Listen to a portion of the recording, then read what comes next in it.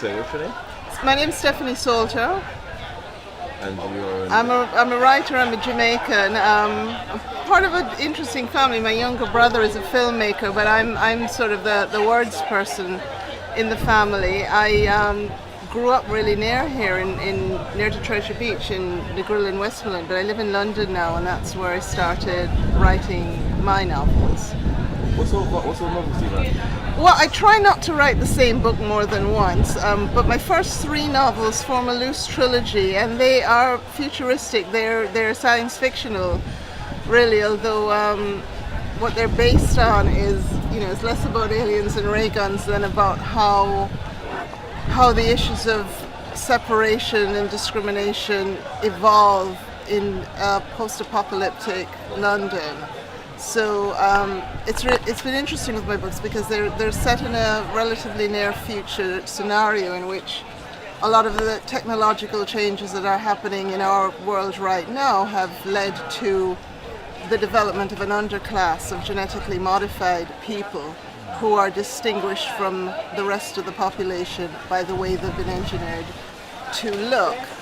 And I wanted to set it in a sort of post-emancipation moment when these people are everyone's trying to work out how these humans fit into the rest of society, and to come to terms with the fact that not all humans are exactly made off of the same mold.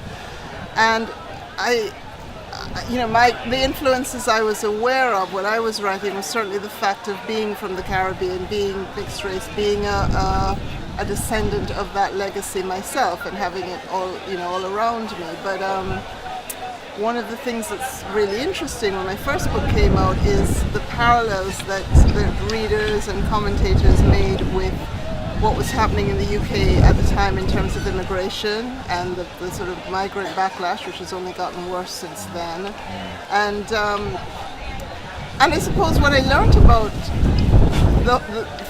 what I was writing from the resonances it had, not only with people who come out of the African diaspora and the horrors of that, was the resonances with people who are discriminated against because of their gender or their sexuality or their religion or some other thing that makes it possible for society to treat them differently. So that's sort of the basis, and that's where my Jamaican-ness influenced what I was writing about, because I'm also really interested in technology and how it creeps up on us and how it changes the way society works without us hardly ever noticing it's happening. Yeah. I do have a theory that the things that have the most profound effect are the ones you don't notice happening. It's never what you think. So those were my first 3 books, Gem Signs and Binary and Regeneration, followed the arc of this society trying to come to terms with itself. Is it almost like you're prophesizing an inevitable future for a generation that's growing in technology? I kind of hope it's not a prophecy, because parts of it are pretty dark, but then I look at our history and I think our history is pretty dark, and one of the themes I wrote with, and I only sort of realized this at the end, was the idea of a spiral. Because I don't actually think history is a perfect circle, but I do think we repeat patterns, but I think we do move a little bit with each one. Interesting.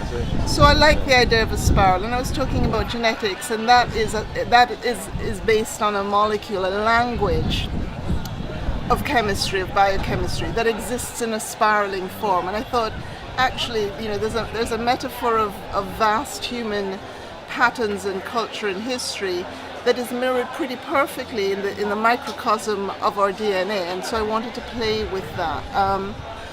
But I hope I'm not prophesying, because I hope that that's not where we go to. I hope we don't go through that horror again. I say it's only because your book and how you've described it reminds me of an idea that I generally have, that technology is going to soon become the better of us, and change us in the good ways, because it's inevitable to happen, but also in bad ways, depending on who's also in power with the technology that we have.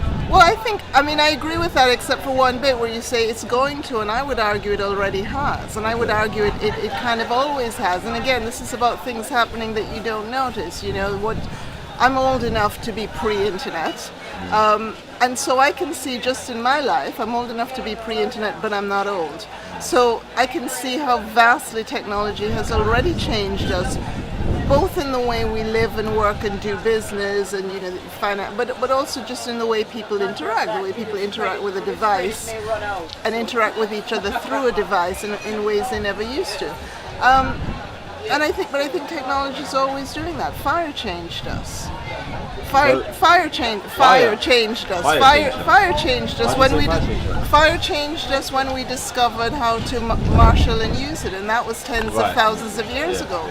Fire changes at a physical level. It's thought that the way our digestion works as modern humans is because our pre-modern human ancestors discovered how to cook things, and it changed our digestive system. So technology's been changing us for almost longer than we've existed. But as a reader and a writer, one of my favorite examples of how technology profoundly changed human culture is the printing press.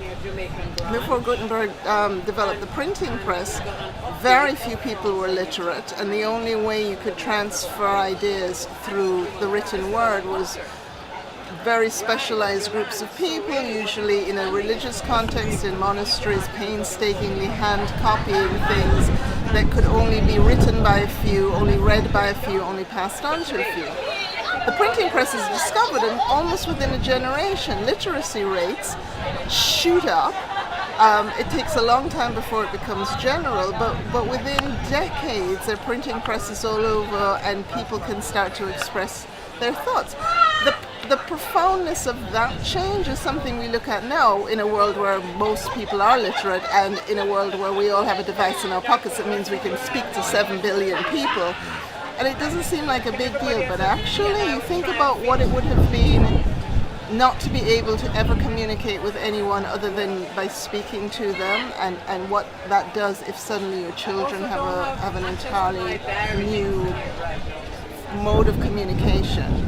And that's profound. So I think, your statement about will technology change us, I think it does all the time. It's interesting because we had a conversation earlier about how technology and even just speaking to people has changed the way we actually communicate face to face now. Absolutely. But you probably more find it with the younger generation that's actually grown up with the technology. It's almost like conversations are shorter, they're more to the point, they're less engaging because people our attention spans are a lot shorter. People ruminate less. I think that is true. But then they write more. Not everyone is a good writer, but I think, everyone now will communicate by sending, a text, a message, a WhatsApp, a post on Snapchat, whatever it is. So just on something you said there, what makes someone a good writer, in your opinion? I think it's about clarity of expression and being able to express what you want without a lot of excess baggage. So when I say being a good writer, I'm not necessarily talking about good in terms of being a published writer or writing for the masses. But I think the point of writing, the point of language, the point of literature is communication. So if you can communicate what it is you are trying to say and the point you're trying to make and the emotional context or perhaps the political context or the cultural context of your point in as few and as clear words as possible, then you are a good writer. Whether you are writing an opus or you are sending a tweet, that's what I think. That's how I think of someone as being a good writer. Someone who I understand. And I understand not only the words they're saying, but the context in which they're saying it. Lastly, what do you want people to take away from your book? Mainly, what's the main agenda that you want to? That we're complicated, and I think this is the truth of my first 3 books. My new book, which is out on submission at the moment, is quite different, but it is all about. It's not science fiction. It's a different format. It's more folkloric, it's more about stories, it's more about how we carry our culture and our beliefs with us in the tales we tell each other, but also in how we value them by the relative weight we put on different kinds of stories. Although that's very different on the face of it than what I was talking about in my first books, the thing that I want people to think about and to understand is that there's a kind of drive for simplicity, and I think that does a disservice to who human beings are. we are complicated. Answers are not black and white or right and wrong or binary, because we are incredibly complex beings. We have incredibly complex brains and minds. We've created incredibly complex cultures and societies. And I think that very often, socially, politically, even emotionally, we look for simple solutions and get frustrated when we don't find them. But we don't find them because we're not simple. Or vote for the wrong candidates. Yeah, very often for the wrong candidates. But I think it's because we're looking for the wrong answer. We're looking for simple answers to complicated questions.